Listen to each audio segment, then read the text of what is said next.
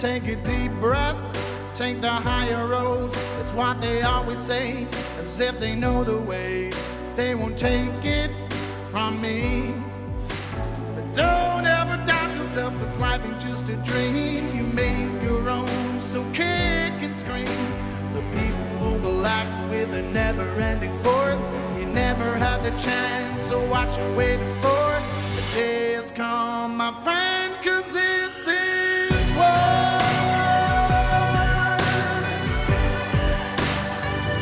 It's time and this is war.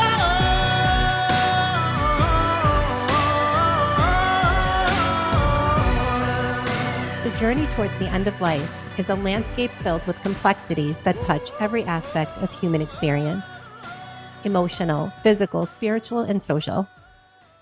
Impending death brings with it a wave of emotions, from fear and sadness to acceptance, and sometimes a poignant sense of peace.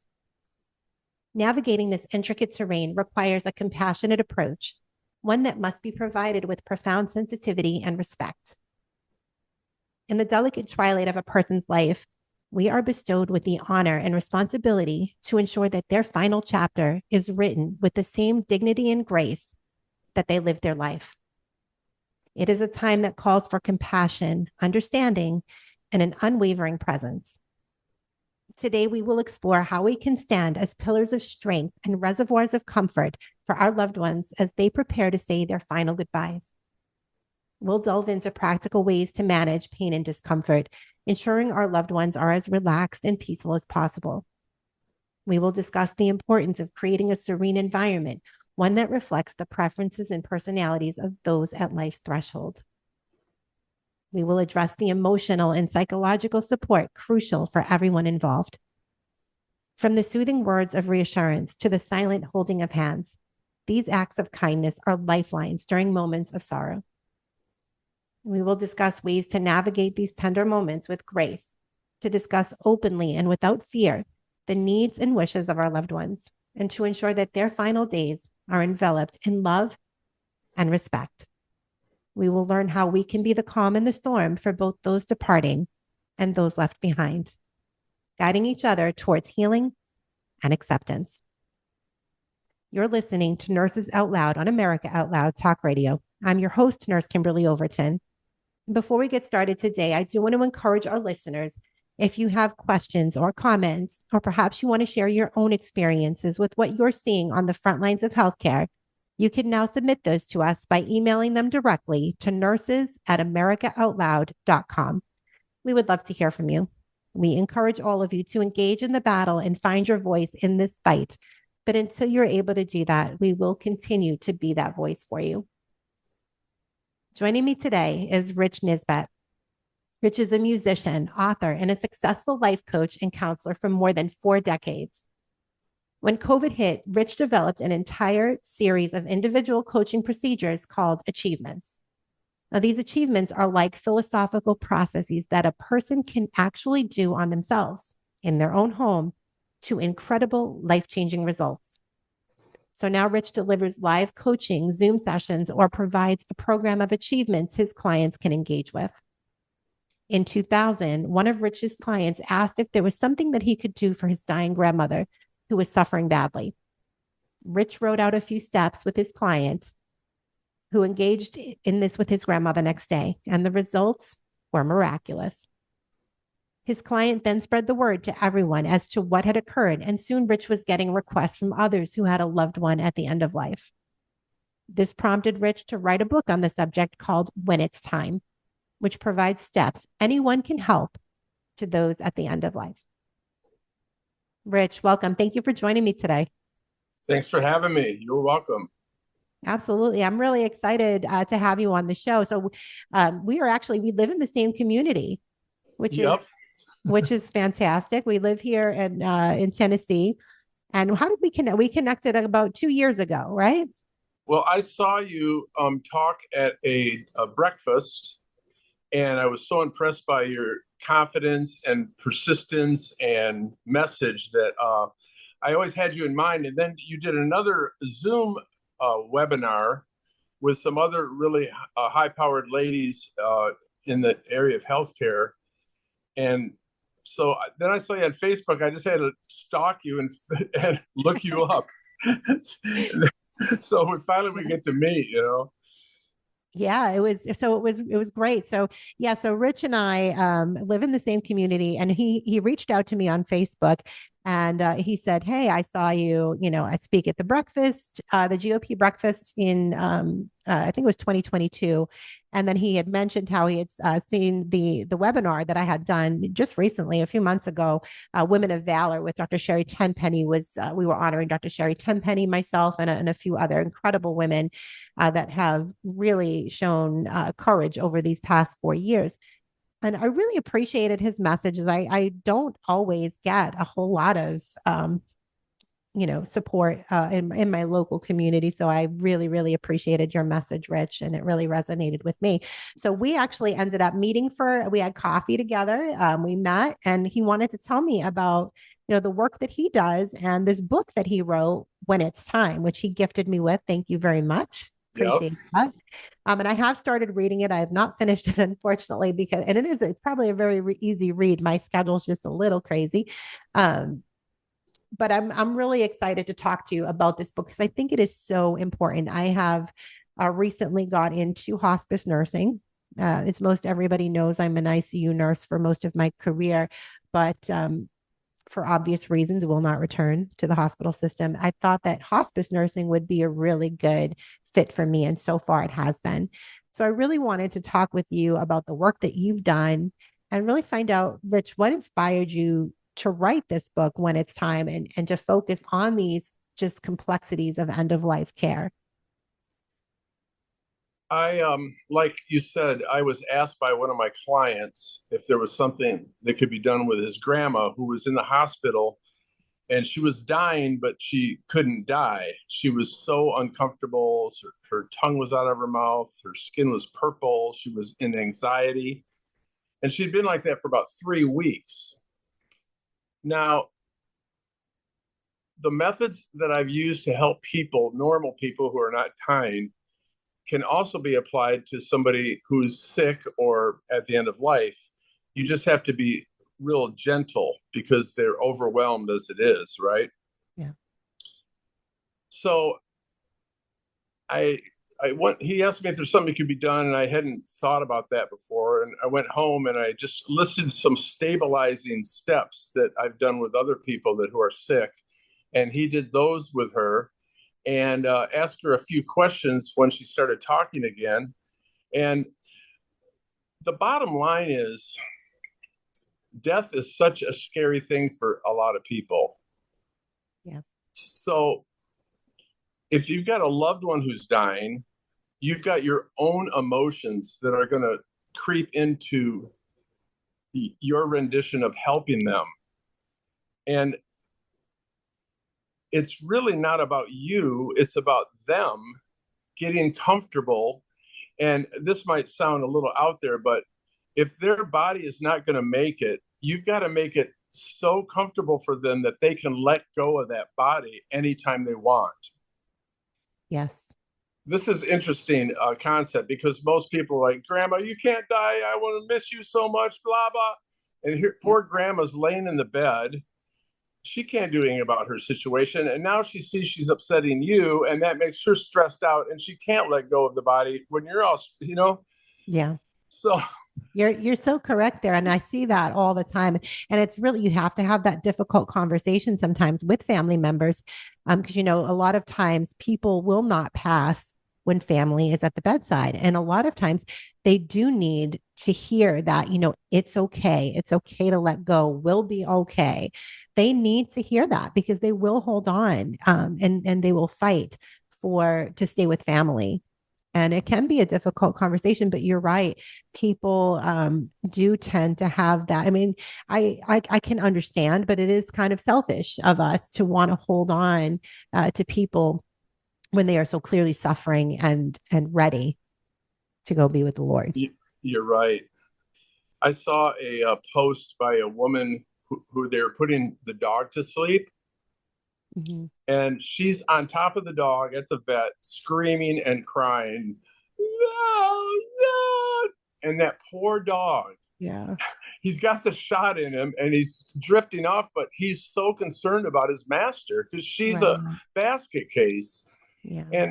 And I wrote, like, this is not the way to put a pet down. You need to be calm and pet them and say, thanks for being in our family. You did great. And let them peacefully die. Then go out in the parking lot and do your crime. Yes. You're exactly right. You have to be able to be at peace, be their peace in that moment. And it is a huge responsibility for us as loved ones, but this is something that we have to be able to um to to navigate for them because they aren't in a position to do it. And we have such a huge responsibility to be able to handle this with dignity and grace so that they have that peaceful transition. It's so important. And I can understand how upsetting that is, even losing a pet, losing a loved one. But like you said, you have to be peaceful in the moment. And then it's the same way as nurses. I can't tell you how many times I've gotten through my shift and then have spent 30 minutes in my car decompressing and crying my eyes out. Yeah. After a shift, but we don't do that during, right? We do it after. So you're very right there. Someone's got to run the show. And I don't know, I'm sure you've seen this. People will hang on to their body for the most ridiculous reasons. Yeah. And there's one of the steps in the book is, tell me what you have your attention on. Grandma, what do you have your attention on that I can help? Oh, well, could you tell my daughter that she can't run the vacuum cleaner at the same time as the microwave or that circuit will break? Yep, I'll tell her, Yeah. Oh, good. Thank you. I've been thinking about that for 3 days and I'm glad someone's going to tell her. Okay. And then pew, gone. Mm-hmm.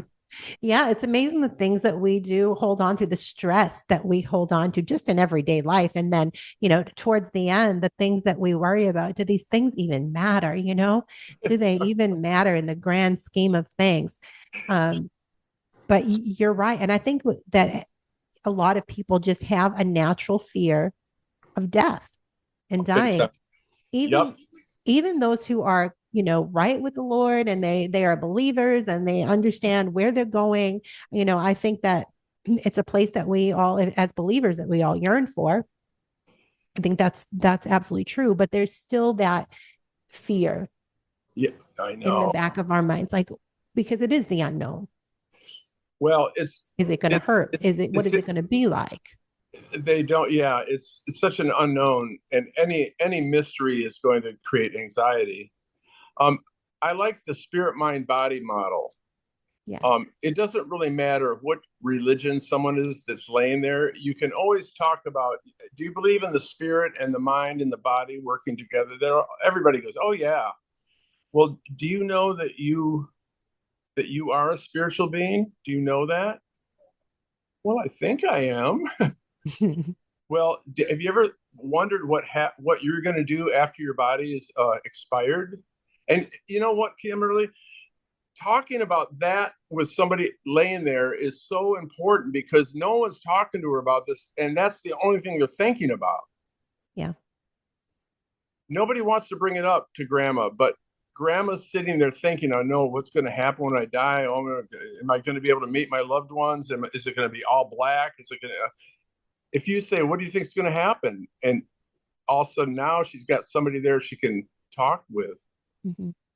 And they are conversations that are really for whatever reason, they're very difficult for people. It's part of the accepting that we're all going to die. Death comes for every one of us.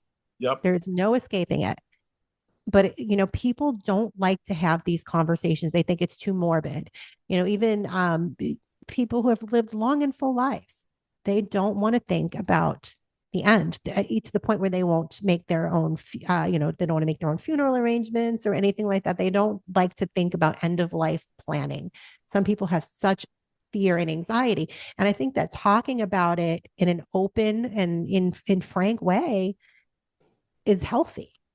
It's you've got to. That's what they're thinking about. Yeah. They're freaked out. And if you say, are you freaked out about dying? Thank you for asking.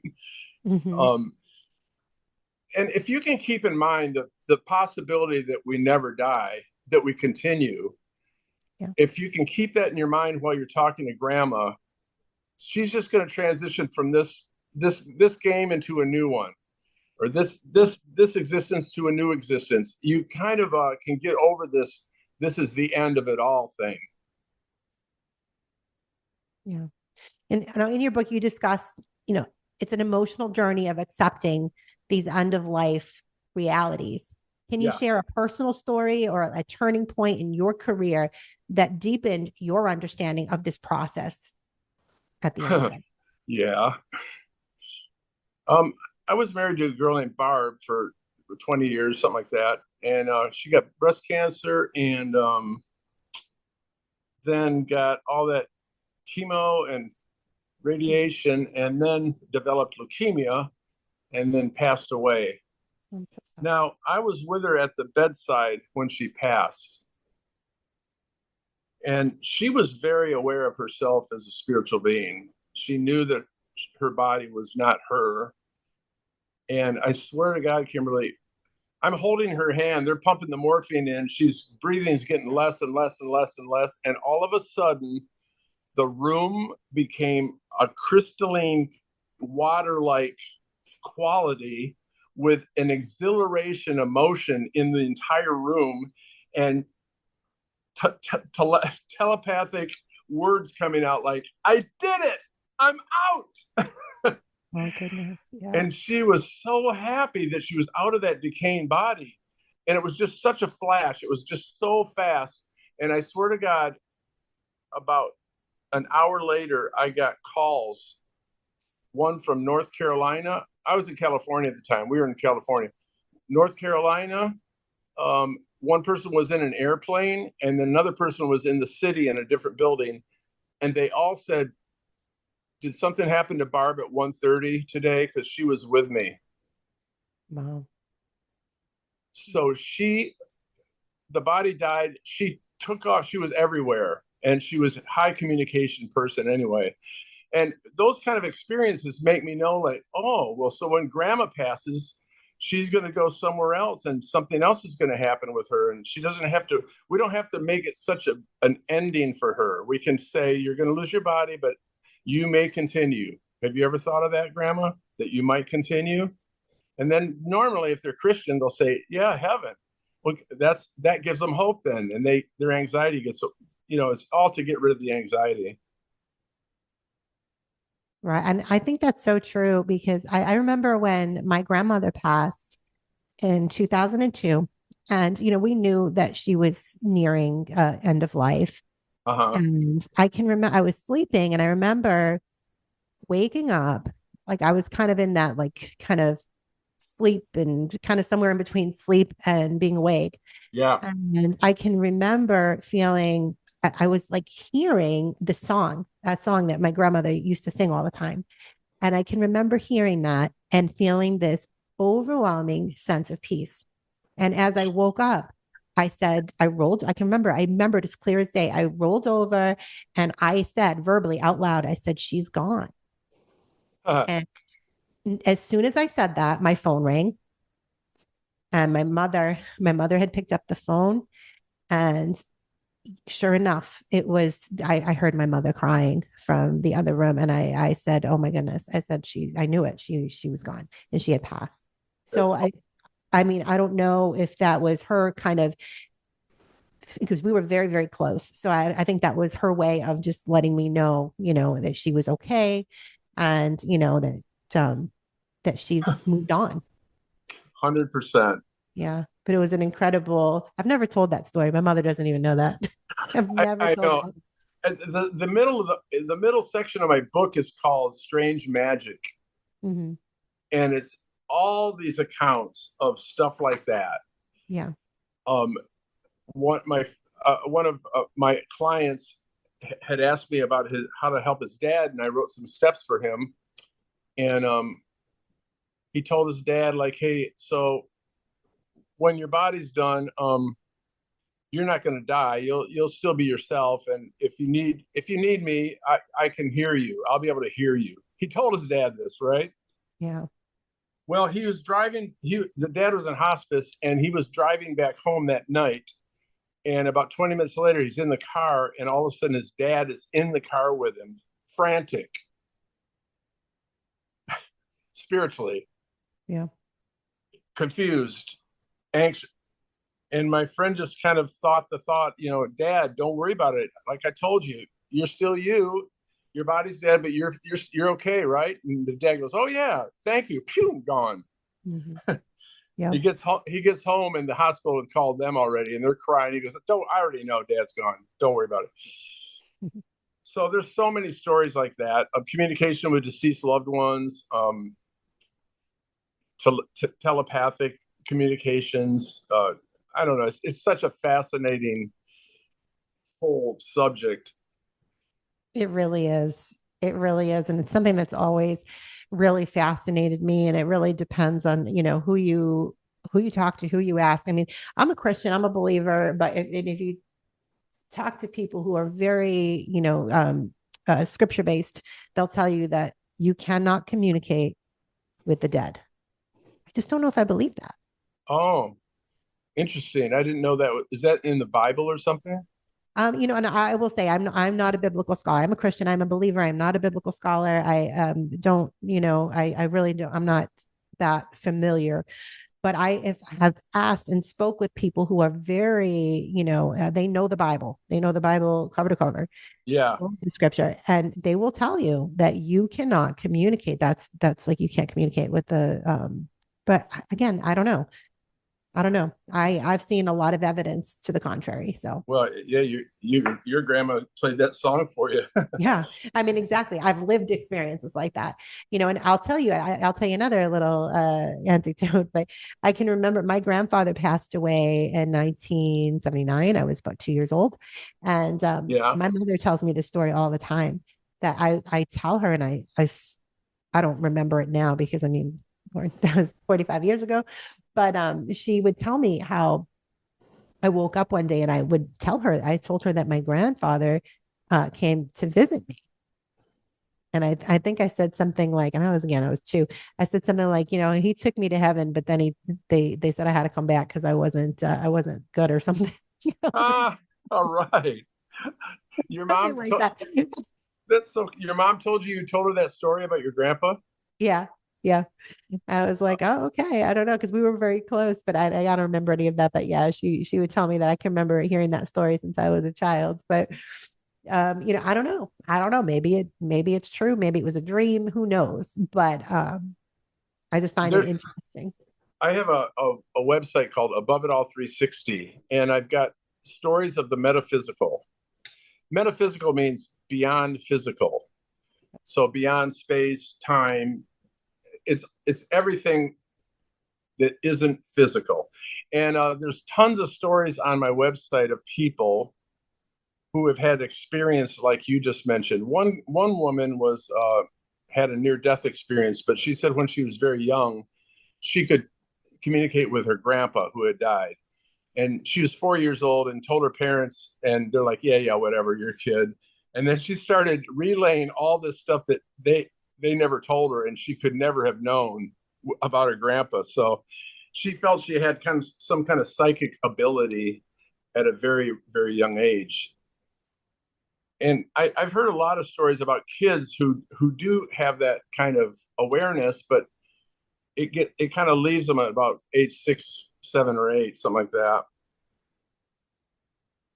Yeah, and I hear a lot about people that wonder, and I don't know how much you are, versed in this area, but I hear a lot of people talking about children who like remember past lives. Yeah. They have memories of their past lives, and they like very intricate details that they can give you about who and it usually fades with time.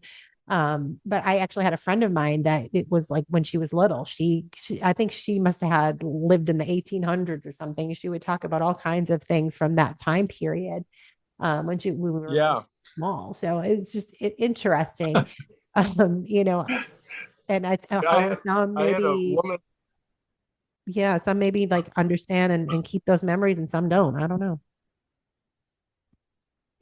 I had a woman from New Zealand whose mom was dying, and she asked me it was long distance, and I just emailed her just go over the spirit, mind, body, and the fact that some people say they've lived before, and if that's true, that means you'll live again, and possibly it won't be lights out. You'll have another existence as yourself. And you know what her mom said to her?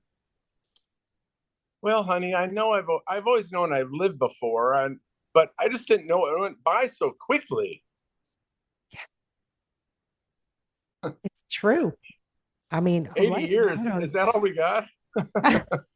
I tell you, I mean, it feels like this. I mean, I'm 47. It feels like a blank. So I feel, hopefully I'll live another 47. We'll see. We'll see. I better live in a healthier body. I don't want to live uncomfortably.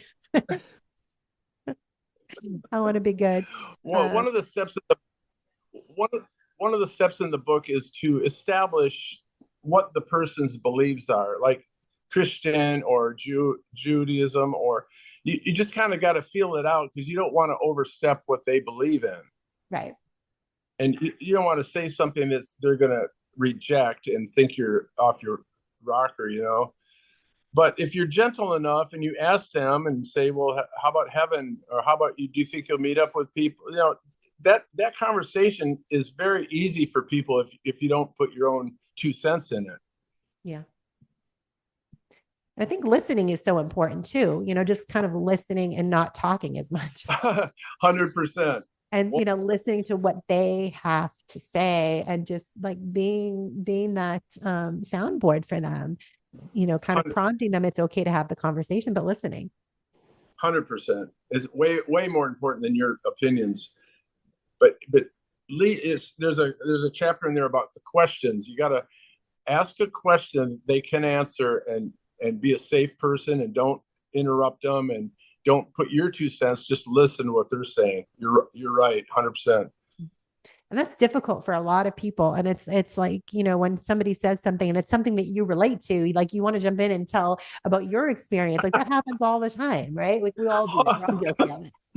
100%. So it's so hard to be like, okay, it's not about you. It's like, and it's so weird. Like you're not trying to really make it about you. You just want to make them understand that, yes, I relate to this situation. So that can be a really difficult balance as well. And I think we all struggle with that to some degree.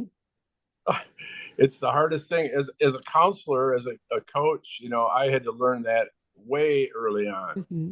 Like, shut the hell up, Rich. Yeah. I mean, same thing as a nurse, when I'm hearing people, I'm like, okay, stop you don't want to interject too much. Like you want to be able to relate with people and their life stories and your life stories. And it's like making that connection. But at some point you've got to be like, okay, this is about your patient, your client, your loved one, and letting them have the floor to express themselves in a meaningful way. Big time. Yep.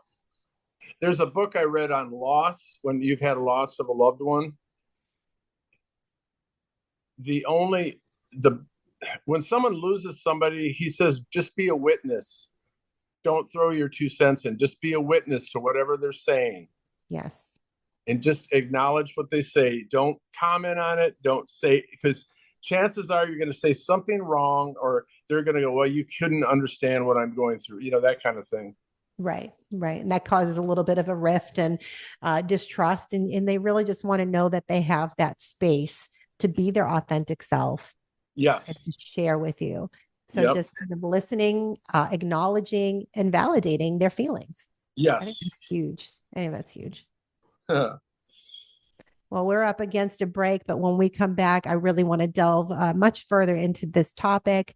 I think we can also talk a lot about some misconceptions about end of life and hospice care and all of that. So much more to dig into. Okay. America Out Loud Talk Radio plays on the iHeartRadio network. You can also listen on our media player from any web browser, anywhere in the world. We have the best in-class apps available on Apple, Android, or Alexa, 24/7. Great talk radio. All of our shows go to podcast the following day. You can hear them on apps such as Spotify, Stitcher, Pandora, iHeart Podcasts, and many more. Be sure to subscribe and rate the show on Apple Podcasts for me. And don't forget to check out our online store at americaoutloud.shop, where you can find all of the products that we represent on our network at a discounted rate, including an incredible line of products from Chemical Free Body. Unlike the majority of supplements you'll find on the market today, with chemical-free body, you won't have to worry about harmful ingredients, binders, fillers, or flow agents. Their ultra-safe breakthrough nanosilver technology destroys pathogens, balances the microbiome, and boosts immunity. All of these products are proudly made in the USA and are backed by an unheard of double your money back guarantee. I've made a twice daily Green 85 drink part of my routine, which has led to a decrease in belly bloat and an increase in my energy throughout the day. Use promo code OUTLOUD to save 20% off the Healthy Gut Bundle. I'll catch you on the other side of this break. Stay with us. It's time and this is what. Got gastrointestinal issues? We created a 3-step, doctor-formulated, completely natural gut reboot system that takes less than 2 minutes a day to start working for you. Step 1. Gut Detox Formula, a gentle way to clean the intestines and balance the body. Step 2, Nano Silver Solution, a safe way to restore gut bacteria balance and protect us from pathogens. Step 3, Green 85 Juice Formula, a simple way to replace the 85% of nutrition farmed out of our soil so our body can repair itself and increase energy levels. Go to chemicalfreebody.com/outloud today. Get the Malcolm Healthy Gut Bundle, reboot your gut and your energy, and save 20% on your first order. Be prepared for the next pandemic with the Contagion Emergency Kit, created by Dr. Peter McCullough, Chief Scientific Officer at the Wellness Company. The kit contains essential medications you need to stay safe. It includes life-saving, low-supply medications that were previously withheld: ivermectin, hydroxychloroquine, generic Z-Pak, generic Tamiflu, budesonide, and a free nebulizer. A guidebook is included for safe use in emergencies. At time of purchase, complete a quick intake form. Don't worry, if you use any of the medications, they can be replenished within 2 years. Stay ahead of future emergencies with confidence. Order your Contagion Emergency Kit today by going to twc.health/outloud and use code OUTLOUD for $65 off your first order plus free shipping. Is your hair and skin feeling dull and lackluster? Get glowing again with Healthy Cell's Vibrant Hair, Skin, and Nails, the all-in-one gel supplement designed to nourish your natural beauty. It's packed with biotin, collagen, ceramides, silica, and essential vitamins. Everything you need to nourish your beauty from within. Forget hard-to-swallow pills, messy powders, or greasy creams.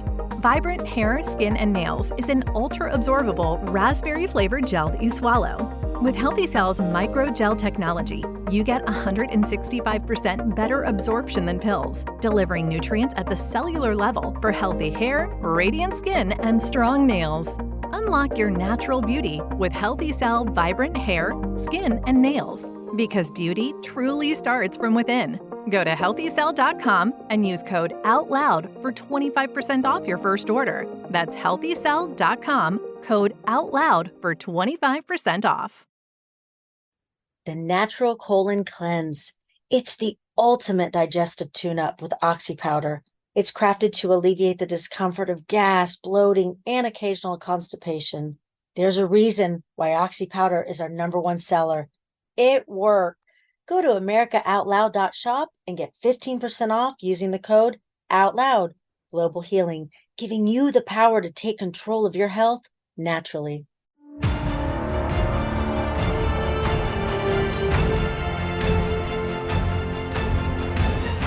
Well, the year 2024 must be the year of the Patriot, and AmericaOutloud.news will equip you with all the information you need to give new meaning to the words Patriot Act. For our actions always ultimately define our words. Now is our time, my fellow Americans. America Out Loud Talk Radio. Liberty and justice for all.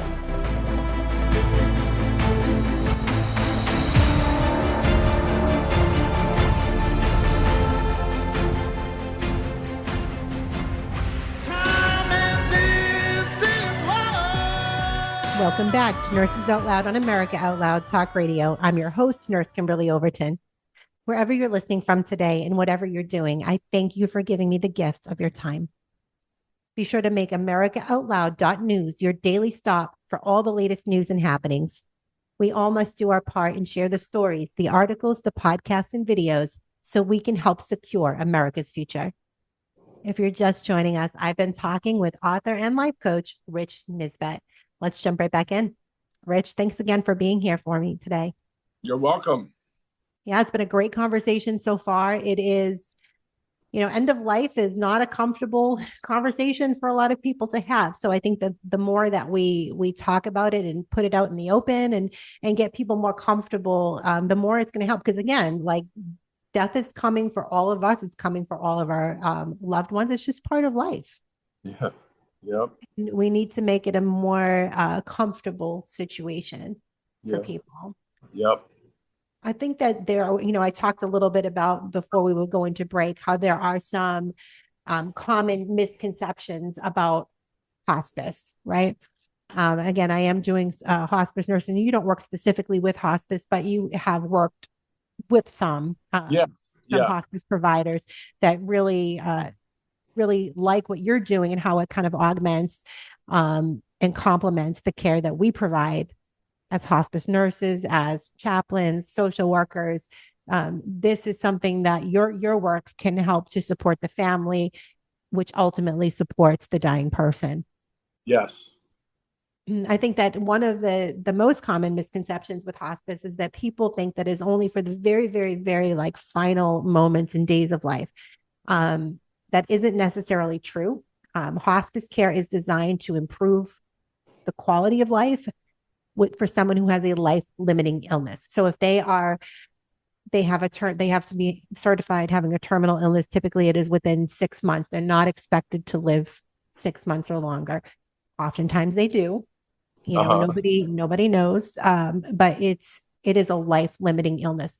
So people are able to access these services earlier on in their disease process, and that allows patients and families to really get that full benefit from the comprehensive support that hospice offers. So that includes the physical, the nursing side of it, the spiritual side of it, emotional. We have people that can bring in resources through the community and really making people more comfortable when there's a great amount of pain, right? That comes with end of life and disease, and making people more comfortable so that they can enjoy and be at peace in their final days.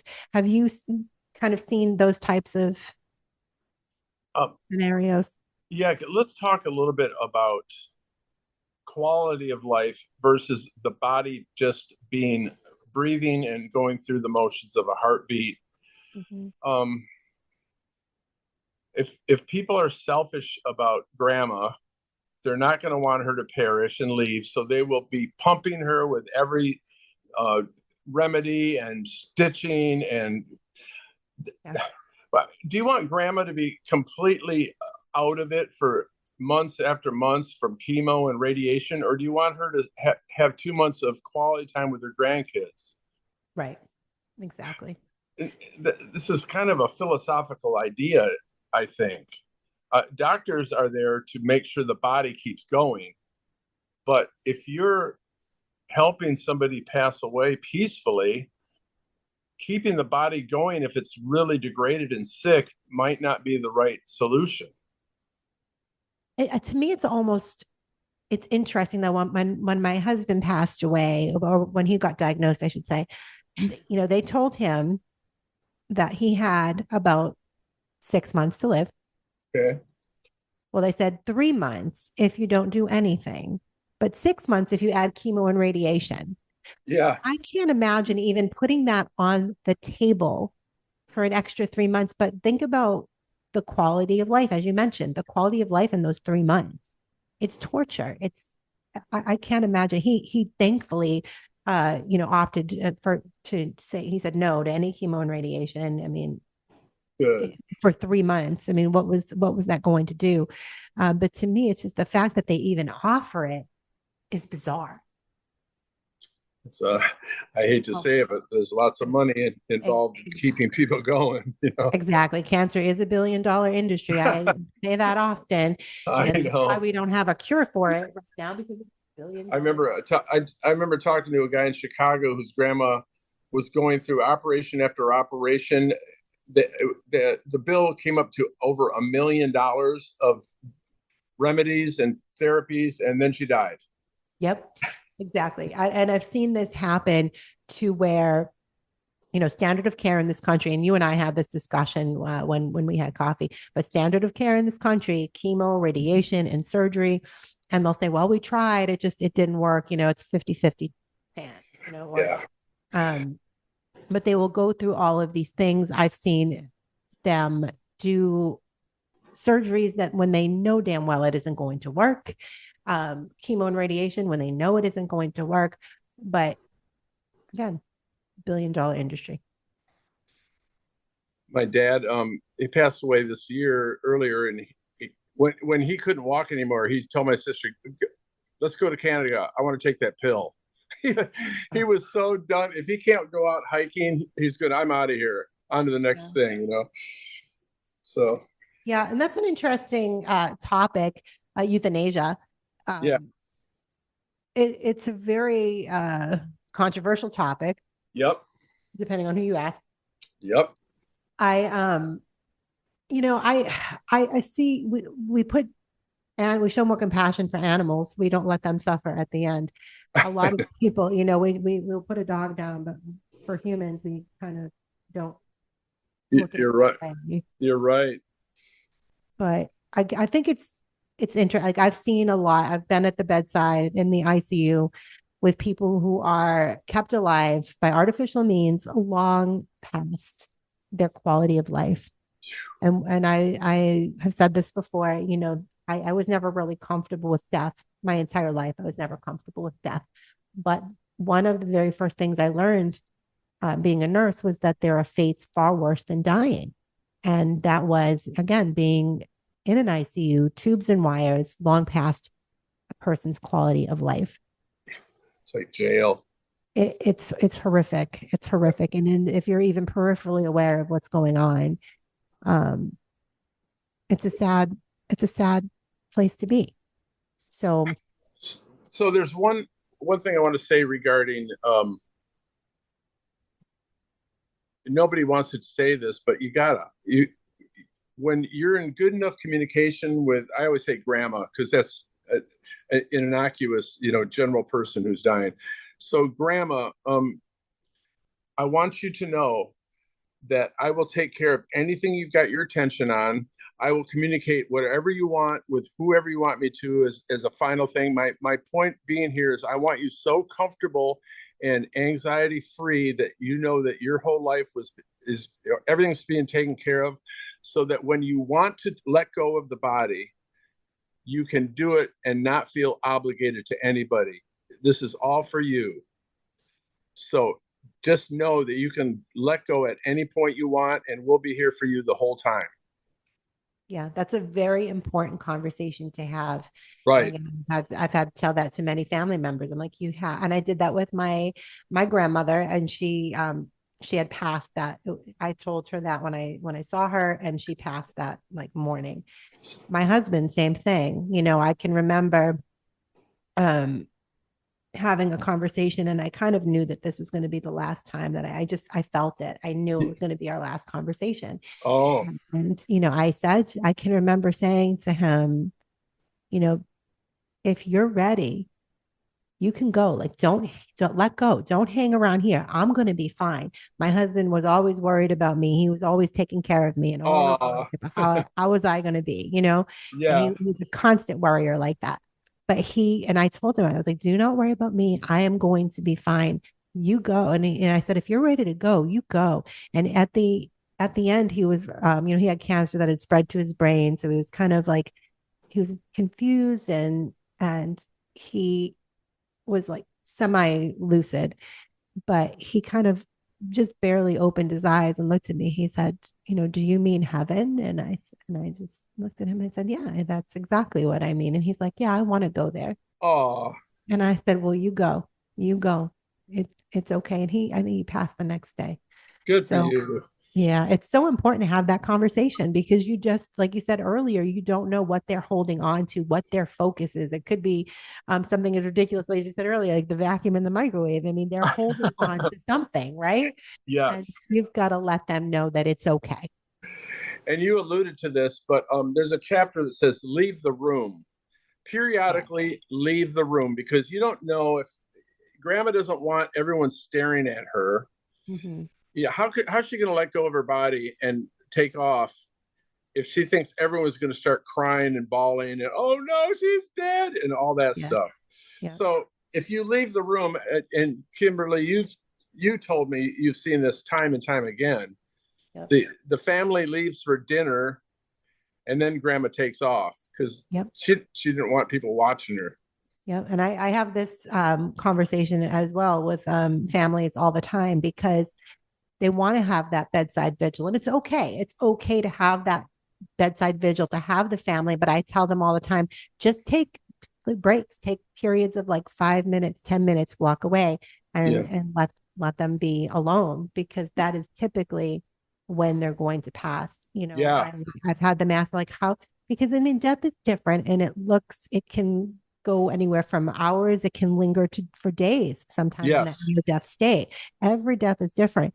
And I've had family members say, well, how long is this going to go on for? And they just, but they could, because they are really feeling like they need to be there at the moment, at the very moment that they have their last breath. And I can understand that feeling, but so many times they will not let go. They won't let go. No. You've got to understand, like, is this for your comfort that you were there in their very last moment, or is it for theirs? That's what I mean. It's not, there's a chapter said it's not about you. Yeah. I remember I was coaching this woman. Her husband's laying in the bed and she's in the room with the chair staring at him, right? And he's he's got the breathing stuff and just kind of the death rattle. And I talked to her about it, said, have you left the room lately? She's like, no, I won't. I will not leave him. Yeah. I said, well, he might want you to. No, I'm not going to. And then the doctor comes in. I swear to God, Kimberly, she gets up out of her chair and just goes over to talk to the doctor. Mm-hmm. Yep. She turned around and he took off. Yep. Yeah. They're sometimes they are waiting for you to just walk away. And, you know, I think, and I like to tell people, and a lot of times they don't understand that they can still hear. The last thing to go is hearing. So I always encourage people, talk to them, hold their hands, talk to them, say everything that you need to say.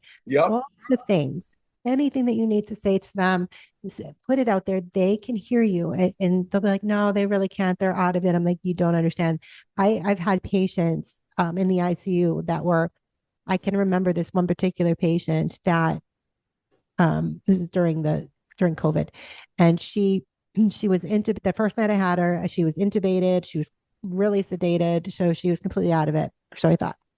And when I had her the next evening, I got on shift. I went in. She had been extubated. She was awake and she was alert. So I went in with the day shift nurse to do bedside report, and I said to her, I said, well, I wanted to reintroduce myself. I said, I had you last night, but I know that, you know, you were really out of it and you were intubated and on the ventilator and all of this stuff. And you said that you were sedated. So I want to introduce myself. My name is Kimberly. And she said, no, I know exactly who you are. She said, I remember your voice. She said, I remember you holding my hands. Wow. She said, I remember you comforting me. And I was like, really put back. I was like, wow. I was like, I just, you know, it's like, you know, that they can hear you, but she was going into great detail because I always talk to my patients, even when they are sedated. I can't stand nurses that go in and do all this stuff to their patients without talking to them. Yeah. Because you are even somewhat perfectly aware. Can you imagine how frightening that is? Yeah. Right. So yeah, they can hear you. Say what you need to say is my message there. Oh, I love it. That's so true. Yeah. I know there's hand signals. If they're in a coma, you can say squeeze once for yes, twice for no. And sometimes they can do that. Yep. They can't talk, but anyway. Yeah, they can sometimes follow commands, and so it's very interesting. Never doubt that they are aware. So also on the flip side of that, use caution with what you say when you're thinking that they can't hear you. Yeah, you know they Yeah. can. I know. Don't So talk as if they're not there. That's kind of invalidating them. exactly, You know. exactly. Yeah. I wanted to just tell everybody that one of the most comforting things you can do is study cases of near-death experiences. Hmm. There's a book that's the best that I've read. I've read several on the subject, but his name is Bruce Grayson, and the book is called After. And he was a stone cold scientist, not a religious bone in his body, not a spiritual bone in his body. And he came across a patient who did kind of what you said, Kimberly. She was a suicide attempt, and he went up to try to wake her up, and she wasn't. So he sent her to the ICU, and then he went to another wing of the hospital and talked to her roommate. And the next day he came back and she was awake, and she said, "Oh yeah, I saw you talking to my roommate." And she described exactly the conversation they had and everything he was wearing. And so obviously she had died, could perceive what was going on Earth. And he started studying near death and interviewed thousands and thousands of people. And it really kind of helps you get a perspective that a body dying does not mean it's the end for that person that you love. Right. And you can be any religious belief, but it's just such a comforting thing to hear these stories. And some of them are just fantastic, like things that you don't think are possible. It's total metaphysical, you know? Yeah, I've always been fascinated by hearing people's end of life or near death experience. I've always found those incredibly fascinating, and a lot of these stories they have a really common theme. So it's hard to discount Hard, yes, very hard. what they're saying, um, and to not believe them to be true. So It's it's especially when they're scientific. Scientists feel like there's nothing. It's just a bunch of cells, and when you're dead is blackness. And when they have a near-death experience, they come back and go, "Oh, I had it all wrong. We're consciousness. We're, oh my God, I can't believe I went down that road." Right, right. I mean, I think we're all energy. I really believe we are all energy. And I mean, I believe in the afterlife for certain, but like I said, it's such a gray area for some people. It's not black to me. It's a gray. It's not black and white to me. For some people, it is. But Yeah. I'm very, I don't know. I guess I'm very open minded when it comes to these types of things.